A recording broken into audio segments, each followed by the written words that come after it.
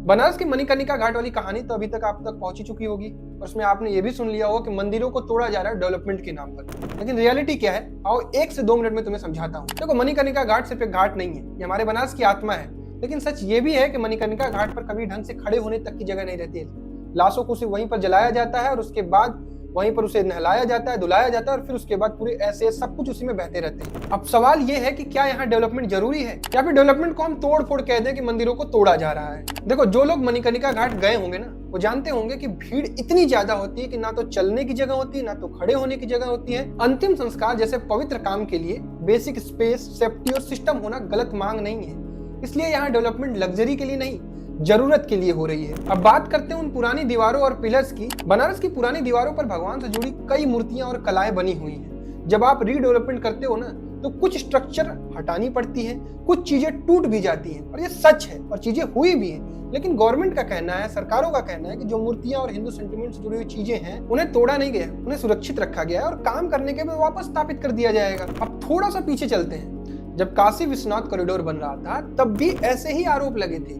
तोड़फोड़ हो रही है, विरासत खत्म हो रही है। लेकिन आज सच क्या है, मंदिर और ज्यादा एक्सेसिबल हो चुका है, दर्शन बहुत आसान हो चुका है और बनारस में टूरिज्म कई गुना बढ़ चुका है। कारण डेवलपमेंट। आज पहले से कई ज्यादा लोग काशी आ रहे हैं, श्रद्धा भी बढ़ी है और व्यवस्था भी बढ़ी है। देखो, डेवलपमेंट का मतलब धर्म को खत्म करना नहीं होता है और विरासत बचाने का मतलब हर बदलाव का विद्रोह करना भी नहीं होता है। जरूरत इस बात की है कि डेवलपमेंट रिस्पेक्ट के साथ हो और सच अफवाहों से ज्यादा तेज चले।